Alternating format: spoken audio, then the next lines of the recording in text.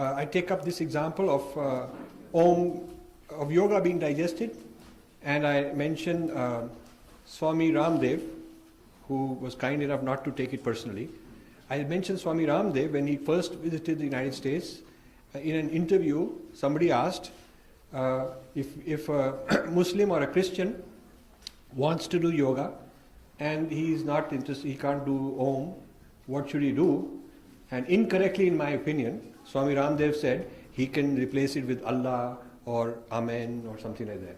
Okay, and I explained there why that is not true. Because Om is a vibration. Om is not a meaning. It is not a concept. It is not God or something like some Abrahamic idea of God. It's a vibration. It's a vibration which has many levels. You know, there is Vaikhari Vak, which is the external speech. Then there is Madhyam Vak, which is in your mind when you are speaking in your mind, when you're doing a mantra secretly, privately, just to yourself. That's Madhyam. Then there's Pasyanti, which is deep in your unconscious, when you fall into the gap, like Sri Siji teaches you. Yeah? You fall into the gap, there's Pasyanti. And then there's Para, which is the transcendence. So each mantra has all these levels. And it is not the religion idea like they're talking about. It is not that. It is a science. It is a science where a vibration has a certain effect. And Om has a certain effect, which almond has different effect. It's like if I eat one herb, one Ayurvedic medicine, it gives me some effect. If I eat a different one, it gives me different effect.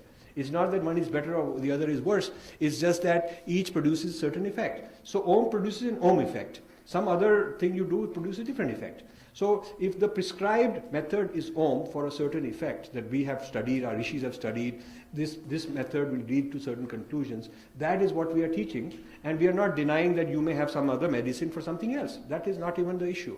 So this is not about denying some other religion. It is their narrow-mindedness, and it is our ignorance that we can't respond like this. It is our ignorance that we can't respond like this. And you know, the worst thing is when we succumb and say, okay, but why don't you start saying, Amen, and why don't you start saying Allah and whatnot. We just trivialize the whole thing. And I was so glad that Swami Ramdev didn't banish me or blacklist me, which shows he's a good guy, because a lot of others, when I talk like this, then they don't want to see me and all that. You know? In fact, he invited me to the Astha channel. We had a 2-hour long discussion. It is on the YouTube. Wonderful, wonderful discussion we had. And he's very open about it. But now, he is very clear on the yoga is Hindu. He's very clear now.